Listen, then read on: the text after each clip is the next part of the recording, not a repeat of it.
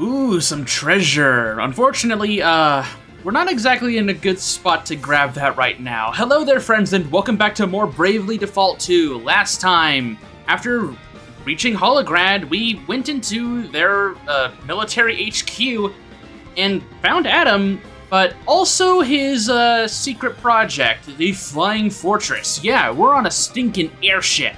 And now, today, we are going to be exploring the rest of the airship, seeing if we can't find Adam and the Wind Crystal. Had a nice rest, so I'm ready to take on the day. There is a save point here, plus a teleport pad somewhere on this floor. Maybe, actually, no, I don't think there is a teleport pad here just yet. There was one in the lower floors. But there is also a shop here, if you need to buy resources. The developers were kind enough to have a failsafe here in case you weren't ready to hop on the airship and need to power level or test out some strategies for the various enemies and bears that are in the cargo hold. There also are some people here. They're not soldiers of Holograd, yes? Ah, perhaps you are guests invited on the inaugural flight of the Flying Fortress in order to witness its wonder? Welcome! Be assured you have nothing to fear. We engineers have everything under control. Precision and safety. These are the watchwords of our profession. I mean, I guess Adam at least abides by safety laws when making his airship. I still don't think that excuses his whole "I want to conquer the world" thing, but close enough, right? All seems well currently, but who knows for how long it'll be so. Please, do not speak with me any longer. I must keep a careful eye on everything, or disaster may befall us. True, it is the maiden voyage of this thing, and this is unprecedented. We haven't heard anything about airships before. I accept this assignment for the excellent wages. I did not expect my workplace to be up in the sky. When we return to this joyful solidity of land, I will request a reassignment to the kitchens, I think. So, hang on, did Adam not tell these people that they would be on an airship, or just a few of them? Seems like a bit of an oversight, but you know what? I'm not gonna question the crazy tyrant that we're going up against. There's some spell blossoms over there, and there was a northern hall outside of this grand hall that I want to go over, because if memory serves, there should be something over here. Don't make me a liar. Don't make me a liar, game. Okay, cool. I'm not a liar. Let's go. Oh, soul food? I mean, that's okay. That'll be decent for whenever we need to actually fight ghost-like enemies. Actually, hang on. I don't know why that reminded me of this, but we haven't gone over the Bastion at all. Let's go ahead and do that. So, the Bastion, their specialty is Default Guard. When defaulting, damage received is further reduced at a cost of 15 MP. The MP cost is incurred even if the damage is nullified by immunity or absorbed. That secondary effect is a little unfortunate, but overall, being able to just survive longer at a cost of what is really not that much MP is pretty decent. If you have literally solar or lunar powered, you will negate this cost pretty much immediately. And there's other MP regen passives and items that can make this drawback not nearly that substantial. Their special ability is Invincible. Strike all enemies with a powerful light-imbued magic attack and erect a barrier that will protect all allies from a single physical or magical attack, and it cannot be combined with Rampart or Velation, which we'll get into what those do in a second. It also has the bonus effect of boosting everyone's speed by 20%. However, instead of having to use the Bastion's abilities 13 times, the condition for this one is actually to default 13 times, which is very different. It means that utilizing the Bastion's abilities isn't nearly as necessary, I guess? I mean, personally speaking, the abilities of the Bastion are overall pretty hit or miss, so this special ability not needing you to use them is honestly kind of a blessing in disguise. Let's go ahead and go over the few abilities that we do have so far. Bulwark. Perform a quick physical attack on a target and increase the user's physical defense by 15% for 3 turns. We heard about that when we were looking at the preview for the job, and this is just the same thing, but it boosts your magic defense. Then we have Rampart. Erect a barrier that will protect multiple targets from a single physical attack, and it cannot be combined with Velation. Both of these abilities do cost HP, however, Rampart is more expensive, and Velation is the magic version of Rampart. So these are considered buffs, so if an enemy or a teammate's job has the ability to remove debuffs or buffs, these will go away. But otherwise, these are pretty decent. And the reason why I like Bastion and White Mage as a combination is because you can spend one action applying Rampart of Relation and then just immediately top yourself off with a cure, whether it be single target or group-wide. And so the effective cost really isn't that big of a deal. You can also have Bastion as a sub-job for a physical-focused job and utilize White Mage's Drain attack to erect a barrier and then just hit an enemy and you'll regain your HP like that too. There's a few ways you can play around with the Bastion's abilities that we will definitely be seeing, but I'm going to be going with this support style for a little bit here. There are some new stuff on the Phantom that we got, but I think I would rather talk about that later and just focus on navigating through the dungeon and just seeing what there is more to grab, because I just don't want to be sitting on menus the entire first bit of this episode. There should be something over here. Nope, just a wall. Alright, well, I guess we can just move on up. Right, I forgot about this. I remember there being something about this dungeon that I was not a big fan of, and this is it, this room.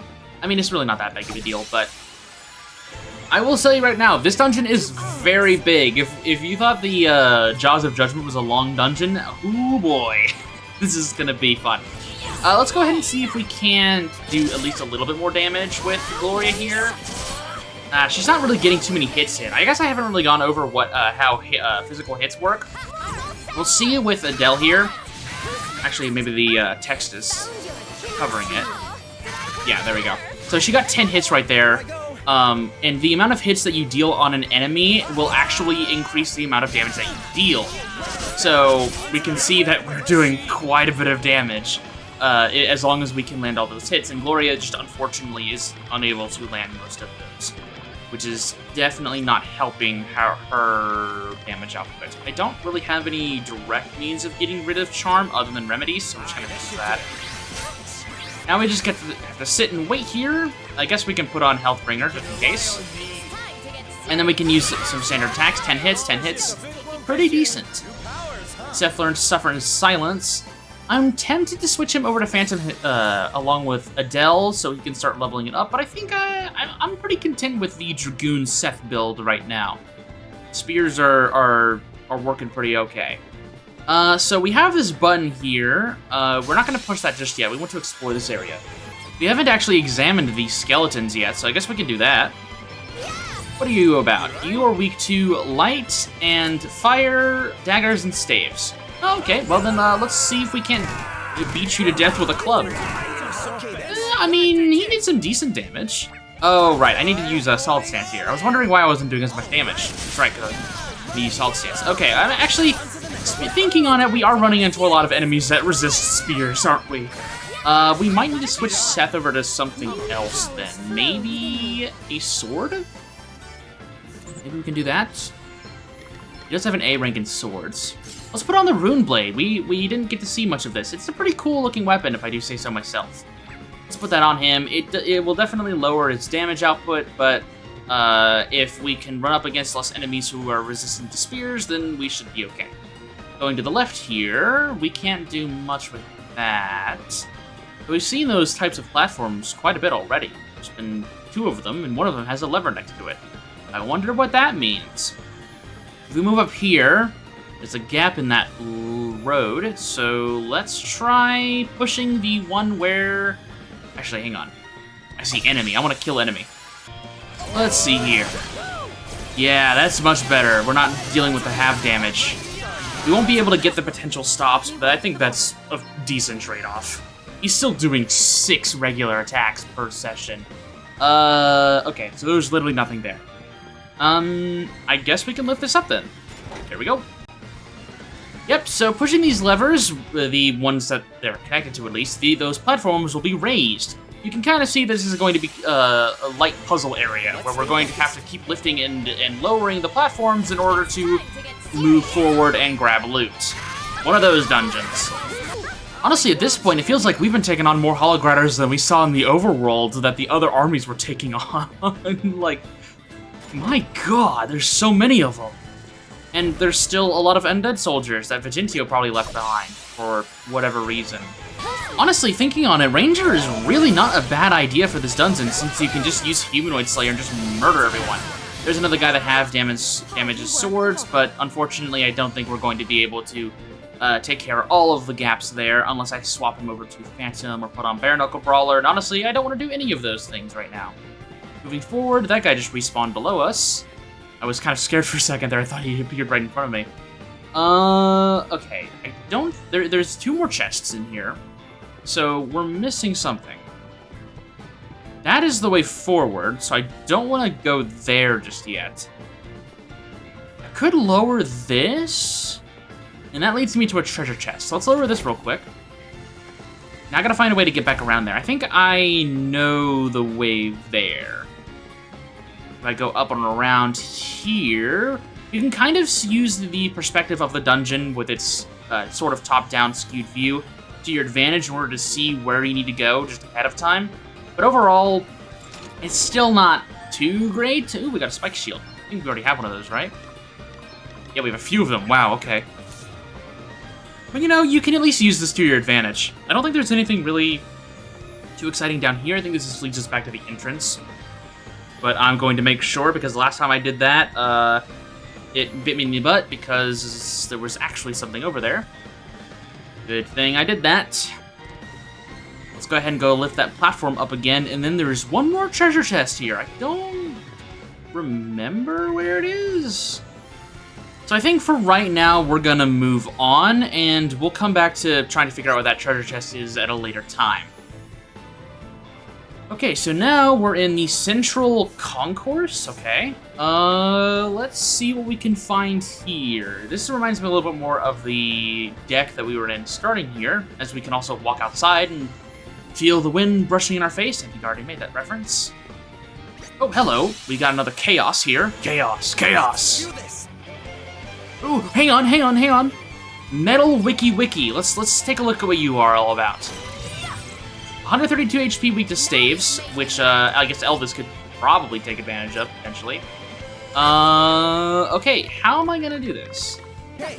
Okay, well that did absolutely nothing. I was able to get a light resistance down, which is decent, so we might be able to get something out of that. I guess I could just chuck... where would it be? Do I have any light-based items? I do not. That sucks. I guess I can chuck some meteorites? Do some meteorites, and then... What are they weak to? Lights as well? Okay, well, that's great. Screw it. Let's just do like a... Let's just do solid stance, and then we'll... Actually, no, we'll use Seth's turn to just clear them out. There we go. Obviously, he's not going to do much damage to the Wiki itself, because he auto-guards. And now it's Elvis's turn. This is probably going to be our best chance of actually fighting this thing and killing it. We're going to use Banisher here, because it's weak to light now. 22, 23, 20, 22. It is defaulting, which means that we have a chance of taking it down now. This does do a light imbued physical attack, magic attack, so we could use this and see what the Bastion's special move is all about. Let's do it. I shall take care of this. It is time to deliver my verdict. Now we're talking.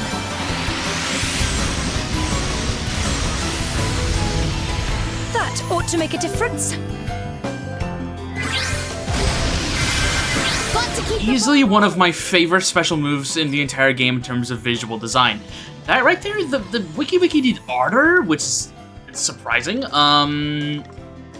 Now, it is definitely going to be moving next, so I have to kill it now with Adele real fast. I'm going to chuck some meteorites at it, and then I'm just gonna really hope that this is just able to kill it. We're gonna do Tengu Sneezes here. Anything that can do heavy damage, I'm going to try it. Okay, we took it down. That gives us a lot of bonuses on JP. Pretty much a boss level amount of JP, which is really good. And we got a booster button for magic defense, which is very nice. There we go. Moving out to the outside here. I don't see anything actually. Was there anything to here to begin with? Oh, no, there's some stairs here. Okay, cool. I was like, there's 4 treasure chests, and I've been around like a good chunk of the map. Okay, 3 shurikens, that's okay. What's in here? Oh, this is just the other side of the, inside, okay. Ooh, soldier, I wanna kill them. And a teleport pad, too. I'm assuming that will take us back to the, what would it be, the Grand Hall, yes. Job level up for Gloria, she learned Wall. Perfect. Let's just activate this pad. You know what, let's see where it takes us. Where'd it take us? Okay, yeah, so that's why when I was like, oh, hey, this has a teleport pad. That's what I was thinking of. Okay. Now, I know there is something else here that we can grab, but I also know that this is a segment that we'll come back to later, as we can kind of see another platform over here. So I'm gonna walk around to the top end again and see if there's any loot to be found there. Found another wiki, and it's almost dead. Let's just hope we can actually take it down. There we go. Perfect. Level 11 on Adele learned dual wield. We'll go over that in a second. Okay, we're back on the other end here, and yes, there was some loot. It has 2 ethers. Okay, well that was okay. Okay, so let's go over some of the abilities we have for Phantom, because I don't think I've talked about anything past Crit Amp. Flit. Enable the user to evade a single physical attack. Costs some HP, but being able to avoid an attack, especially on a frail job like this one, pretty decent. Lets them be a dodge tank if you decide to play Vanguard Phantom. So, that could work. Sick Twist. Perform a physical attack that's extremely effective against targets suffering from contagion. We're going to be seeing later on that the Salve Maker makes an excellent pair with the Phantom because the Phantom has 2 abilities here that rely on you applying an ailment for them to do extreme amounts of damage. So we're going to be, it obviously makes sense that pairing those 2 jobs together is going to allow these 2 abilities to do a crap ton of damage. Hint, hint, wink, wink. Level 9, Turntables. Evading an attack will cause BP to increase by 1. Adding to the entire dodge tank aesthetic that I was just talking about earlier. Then we have Rewarding Results. Inflicting a status ailment on a target will be rewarded with an extra action. Again, pairing very well with, Sick Twist and Milk Poison here. If you were to apply an ailment on your Phantom, you then can act again and take advantage of these attacks immediately. There's also the idea that you can spread Dob to every single opponent individually while still having your free action. Pretty decent. Then we have Dual Wield. Equipping multiple weapons will not reduce their effectiveness. I have this currently equipped now, and we can see that Adele's attack power is 315, which is, while it doesn't rival the strength of Attention Seeker when placed on the right job, being able to wield 2 daggers at the same time, taking advantage of the humanoid monster damage boost from Ripper, and the extra, it would be... Well, I mean, the main gosh is, unfortunately, I wasn't able to actually do this Will crossplay here for the extra speed. It'll be a few levels before we can take advantage of that. But being able to do the Ripper and main gosh here is really, really nice. Obviously, on a job like the Phantom, you will need to be very careful of what gear you have equipped because you just really don't have a lot of weight to work with. But you can still hit some pretty decent numbers here. Speaking of, let's go ahead and see what we can do with this. This is my 4th wiki. I think I've only shown you 2 of them up to this point, but this is my 4th one. One of them got away from me, so I didn't show that one. And that one also got away from me, so that's unfortunate. We can see just that the damage that she's dealing is relatively similar, but now she can take advantage of multiple weapons benefits. And her damage is generally higher, and we will see that huge damage boost in her abilities, especially when paired with stuff like Raw Power and similar abilities to it. And so we're going to be seeing Adele do a crap ton of damage. And that is a big reason why Phantom is going to be leveled up on a lot of other characters. Phantom is going to be one of those jobs that I try to boost on everyone, because not only do they have access to dual wield, but also crit amp and rewarding results, and you can do stuff like dodge tanking and debuffing and crazy amounts of damage. Like, this job is so versatile. Easily one of my favorite things about it. Now let's look here. We can lift this bridge up, I think, right? Can we? Yes, we can. Can't really do much with that, though, right now. We don't have any stairs. Then let's see here. What can we do? Also, I'm assuming this is just rust, but it would be kind of sort of dark if this is a blood stain, and it's just maybe the undead things we're fighting are actually just workers here that just died due to the amount of bears and automatons here in the cargo hold, and they just are stuck here trying to survive. Well, I guess they wouldn't be surviving, they're undead now, but you get what I mean. It would be a little dark if that was the case. Full force for everyone, and a complete group level up. Let's go. And another Lambentad. That's actually very, very nice. I doubt Adele can wear that right now because of the 2 daggers I have on her. Just barely. Dang, okay. Well, then I think I might give this to Gloria because she has plenty of weight. That sounds wrong, but it is technically true. It lowers her restorative power, which is unfortunate, so I think I might give this to Elvis. Can you wear it? You can! There we go. Okay, so we need to lift that floor up, don't we? Okay. Okay, with that floor lifted, we have automatons we can fight, plus stairs that lead down, and more levers. This one affects the one to the right, I'm assuming. Yep, okay. There's 5 treasure chests for us to find here. Okay, we're gonna be here for a bit. Let's go ahead and take this guy down real quick. And then if we head downstairs, we're introduced to more undead soldiers that hopefully didn't have a terrible end to their lives, but who knows at this point, right? Let's see here. Gloria's doing a little bit more damage here. She's getting extra hits off, which is good. And then there's Seth coming in here with raw power, and he's just like, yeah, okay, I'll just sweep them all. I was tempted to level up Berserker on maybe 1 or 2 extra characters before this point, just so we could sweep them with more than just Seth, but honestly, I just don't like leveling up Berserker. It's way too slow and clunky, and I'd rather just spend my time leveling up other jobs. And then if we move down here, we can find more steps, and unfortunately we can't zoom out the camera to kind of get a better idea of what we're looking at here, so we just have to go on instinct and remember where we've been and where we haven't been. And Connor248's Connor is going to help us unblock a path. It is funny that while we're in here, I just kind of imagine the old ladies shouting at us, giving us the updates of what's been going on while we're up here. She's like, "Hey, Connor248's helping you out." We're like, "Thank you."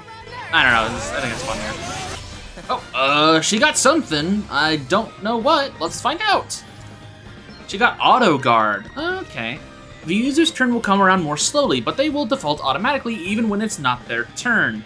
This is similar to Indiscriminate Rage, where it'll slow you down, but give you a pretty decent bonus here. In terms of my opinion on how good it is, it's okay. Again, Bastion has a lot of default-focused abilities and passives, and so it is built for survival, and if you want to play that powerful tank that can apply defense bonuses to themselves, that can be really handy, but Indiscriminate Rage is already slows me down enough to where I don't like it. And so Auto Guard, it's okay. I'm sure there's definitely a strategy that can be utilized with it that is just staring me right in the face, but I can't think of it right now.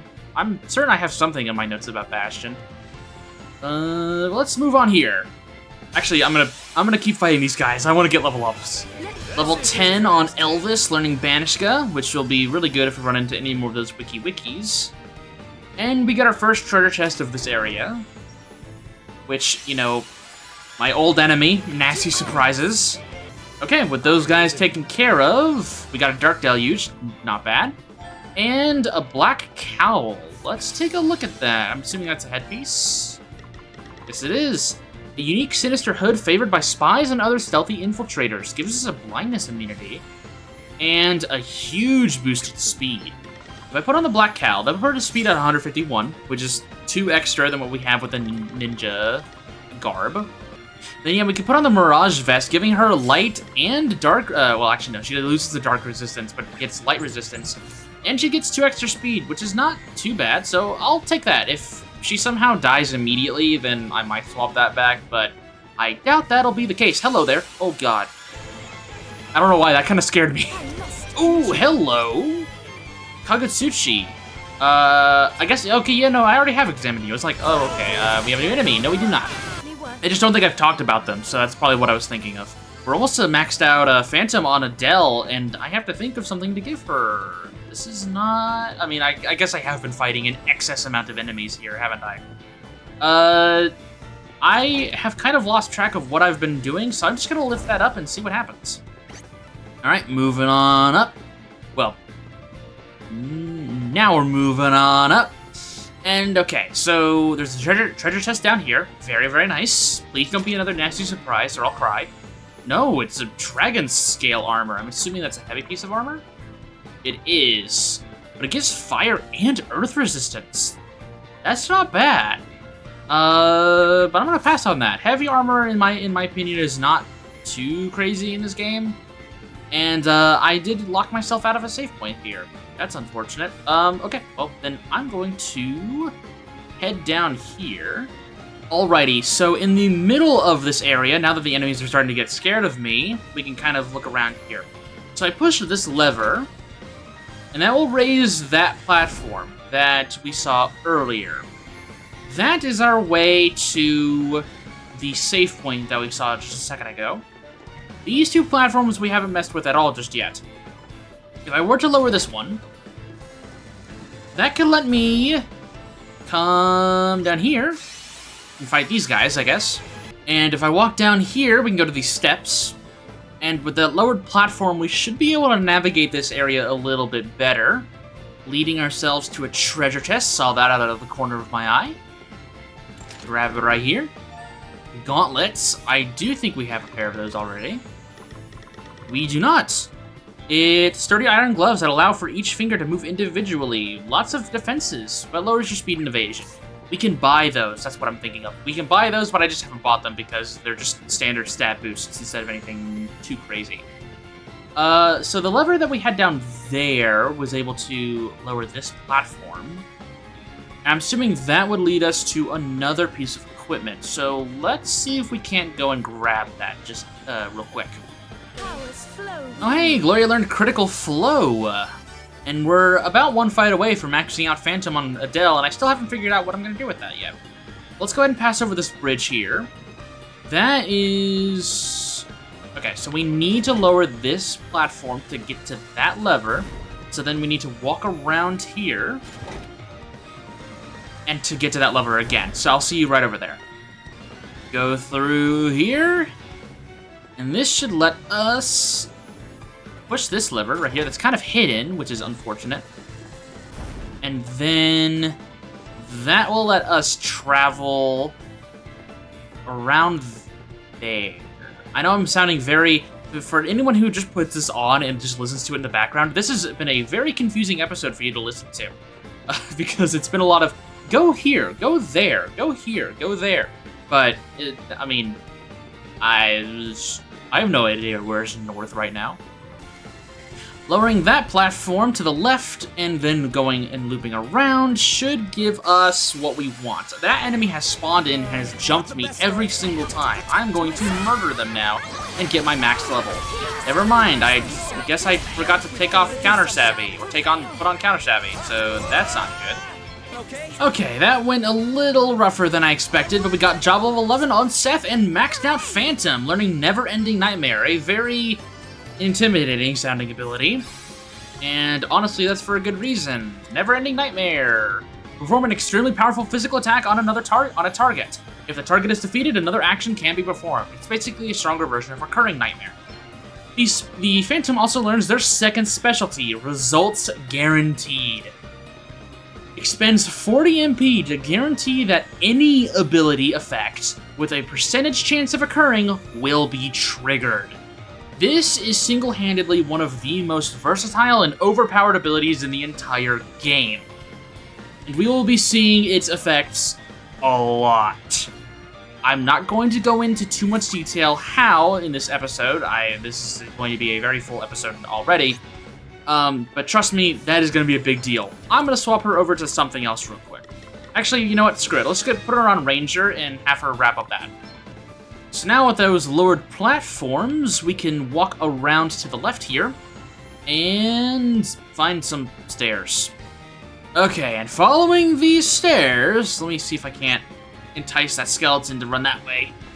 Following these stairs and going up to the far left of this map, if we can find the lever for them, we can lower this platform, go back around, and we'll be able to actually take advantage of those 2 lowered platforms we lowered like 15 minutes ago now. Okay, it has been a long time coming, but we finally got access to a skeleton, for one, which is kind of exciting, but also another treasure chest with 7,690 peak in there. Is that like Adam's life savings? It's a very specific amount. It seems like something he would put down here. And then immediately north of that is our last treasure chest in this area.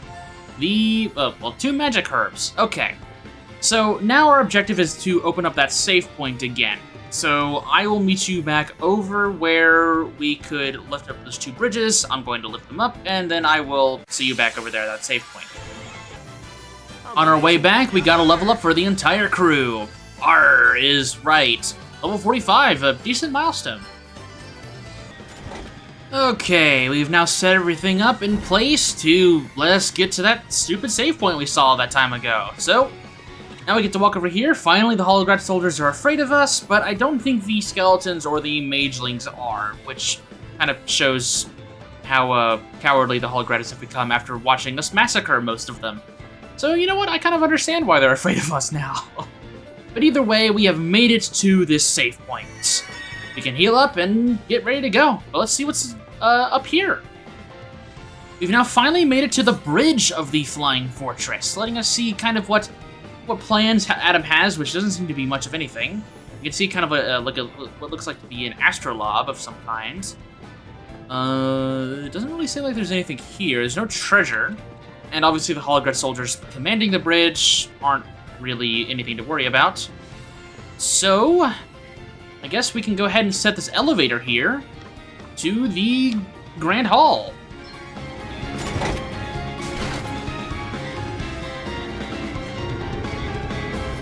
Down we go. And this creates a bridge of some kind, did not mean for that to be a pun, to the engine room, which is to the east here. And we also have immediate access to the Grand Hall. And just where this episode began is where we're going to end it off. Actually, hang on, I've got that one piece of loot, don't I? Yep, alright, hang on. Where are you, you crafty wee devil? Oh, there you are. I see you. How do I get to you? Lowering that bridge. Oh, okay. So if I go down here on the north end of the map and lower this bridge, I then should be able to just loop around and grab it. Right? Yeah, that wasn't so bad. How'd I miss this one? Whatever. We got it. With 2 earth mallets. Wait, did I literally just get Professor Oaked? I got Professor Oaked from Teleport Stoning. Oh my gosh. No, you can't use that here, young man. Okay, now where this episode began can be where it ends. Next time on Bravely Default 2, we head inside the engine room and chase after Adam once again. So, with that said, I'll see you soon.